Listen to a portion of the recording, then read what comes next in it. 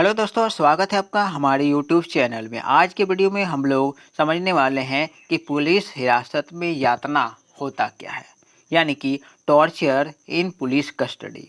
Torture in police custody.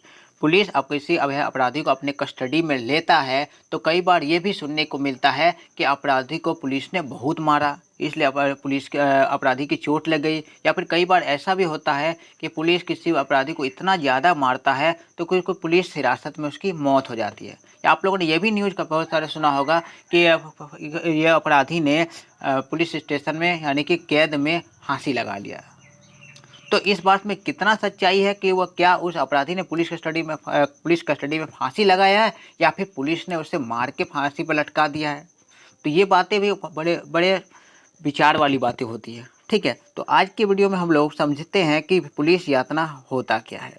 ठीक है, कई बार हमें अखबारों में ये न्यूज़ पढ़ने को मिलता है कि किसी आदमी को पुलिस हिरासत में मौत हो गई है ना। हम तो ये सुनते हैं कि किसी आदमी को पुलिस हिरासत में मौत हो गई, तो मौत हुआ क्या है। तो कई बार हमें ये बहाना मिलता है कि उसकी मौत अपराधी ने खुद को मार लिया है। तो कई बार यानी पुलिस अपना गलती को मानता नहीं है। इस वजह से परिवार वाले भी उसको बड़ी चिंतित होते हैं। परिवार वाले पुलिस पर इल्ज़ाम लगाते हैं कि पुलिस ने उसे मारा है, इस वजह से उसके बेटे या फिर उसके परिवार वाले की पुलिस कस्टडी में मौत हुई है। ठीक है, तो ये होता क्या है कि पुलिस हिरासत में मौत या फिर अपराधी को बेरहमी से पीटा गया है, यानी कि मौत या बेरहमी से पीटा जाना, यही पुलिस कस्टडी में यातना होता है। इनकी मौत के इर्द गिर्द की परिस्थितियों ने बहुत हंगामा मचाया है। और ये सब जो मामले होते हैं, पुलिस कस्टडी में मौत जो होती है, ये सब मामलों ने पूरा देश में बड़ा हंगामा मचा कर रखा है। जिम्मेदार पुलिसकर्मियों के खिलाफ सख्त कार्रवाई की मांग की जाती है। लेकिन मामले की सच्चाई यह है कि हिरासत में यातना भारत में कोई नई या दुर्लभ घटना नहीं है। कभी भी कोई कस्टडी में किसी की मौत होता है तो ये कोई नई घटना नहीं है कि एक आदमी का कस्टडी मौत हुआ। ये लगभग होते रहता है।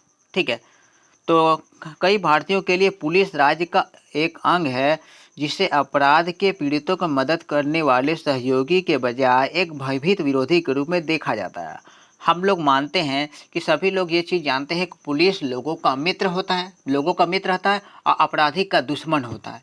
लेकिन यहाँ तो जस्ट ऑपोजिट करता है कि वो पुलिस क्या कहता है, हाँ, आम लोगों के लिए एक डर का माहौल होता है, एक डर दिखाता है। आम आदमी को पुलिस एक तरीके से डर लगता है कि कहीं पुलिस उसे पीट ना दे, उसे मार ना दे। ठीक है, तो भारत में यातना कानून। ठीक है, भारत में आखिर यातना को लेकर जो पुलिस कस्टडी में किसी को पीटा जाता है, क्या पीटना जायज़ है? क्या संविधान में ये अधिकार दिया है कि पुलिस किसी भी अपराधी को कस्टडी में पीट सकता है? तो पीट सकता है या नहीं पीट सकता है, इस चीज़ को समझते हैं। देखिए, भारतीय दंड संहिता अपराध प्रक्रिया संहिता में कुछ दंडात्मक प्रावधान और प्रक्रियात्मक सुरक्षा उपाय दिए गए हैं, यानी कि भारतीय संविधान में कुछ कुछ बातें दिए गए हैं। तो क्या दिया है? जो यातना के मामले में निपटते हैं। ठीक है, यदि पुलिस हिरासत में लिए जाने के बाद किसी व्यक्ति की मृत्यु हो जाती है या वो गायब हो जाता है या हिरासत में पुलिसकर्मी द्वारा किसी महिला के साथ बलात्कार किया जाता है, तो कानून के अनुसार न्यायिक मजिस्ट्रेट को पुलिस द्वारा की जा रही जाँच के अलावा एक समांतर जाँच भी करनी होती है ना। कई बार होता है कि पुलिस कस्टडी में किसी को मौत हो जाती है या फिर किसी महिला के साथ बलात्कार किया जाता है या फिर पुलिस कस्टडी में किसी भी तरीके से यातना दिया जाता है, तो उसमें क्या करता है, वो पुलिस ऑफिसर भी जांच करता है। उस घटना का मजिस्ट्रेट जांच करता है। उसके अलावा उसके ऊपर के रैंक के ऑफिसर भी उस घटना के पूरा मजिस्ट्रेट जांच किया जाता है, ताकि उस चीज़ का सच्चाई को बाहर लाया जाता है। ठीक है, आगे देखिए, कि हिरासत में किसी व्यक्ति की मृत्यु के मामले में मजिस्ट्रेट को मृत्यु के 24 घंटे के भीतर शव का पोस्टमार्टम के लिए सिविल सर्जन के पास भेजा जाना चाहिए। अगर किसी भी हिरासत में किसी की मौत हो जाता है तो 24 घंटे के अंदर मजिस्ट्रेट के अंतर्गत उसको जो शव होता है उसका पोस्टमार्टम किया जाना चाहिए, ताकि ज़्यादा लेट ना हो और सच्चाई को डिले ना हो किसी तरीके से। ठीक है, हिरासत में बलात्कार को रोकने के लिए भी यह जानना जरूरी है कि कानून सूर्यास्त और सूर्योदय के बीच महिलाओं की गिरफ्तारी पर रोक लगाती है। आप लोग ये चीज़ जानते हैं कि क्या होता है कि सूर्य डूबने के बाद और या सूर्य उठने से पहले, यानी कि रात को, एक तरीके से सीधा समझिए कि रात को सूर्य डूबने के बाद किसी भी महिला को पुलिस अरेस्ट नहीं कर सकती है। ये बात आप ध्यान से रखिएगा, सबको जाने रात में पुलिस किसी महिला को अरेस्ट नहीं कर सकती।